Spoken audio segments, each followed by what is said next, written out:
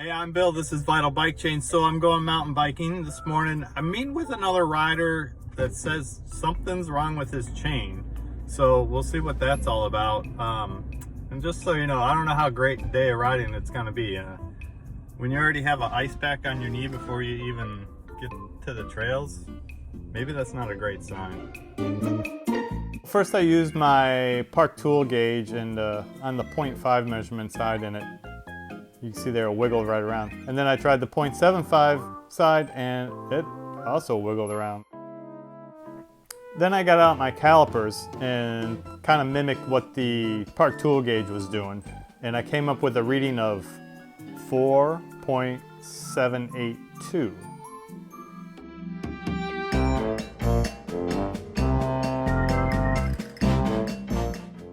So 4.782, what does that mean? Well, if we subtract the number of lengths that I was measuring, it should be 4.700 on the perfect chain. So the difference of that is 0.082. Doesn't sound like much, does it? But then when you take that, let's make it better. When you take that 0.082 and divide that over the course of the chain length I was measuring, which again was 4.700, well, now that comes out to kind of a big percentage. It comes out to 1.74%. And that's the wear of the chain.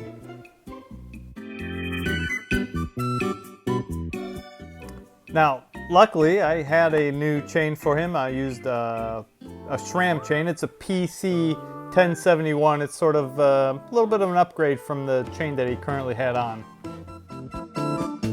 And then when I took the new chain and broke it at the right place and laid them side by side, I couldn't take a picture of the whole chain.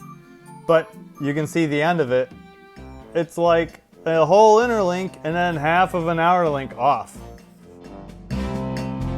And when I popped the old master link off, it really popped off because one of the sides actually broke into two pieces. So I texted the guy and I was like, well, how old's this bike? And he said, well, I don't remember. And I was like, well, do you think it was more than 5 years ago? And he's like, yeah, more than 5 years ago. Yeah, so we cleaned all the gears off really good because now we're putting on a wax chain. We didn't want to have any old lube interfering. Now his front chainring was a bit, I don't know what you want to call it, like shark toothed, where it's sort of pointy. It doesn't have the little sort of the flat top to it, but it still seemed to work pretty good, even riding through these trails where he has to do a lot of shifting. And so that concludes the story of the worst chain I'd ever seen. See you next time.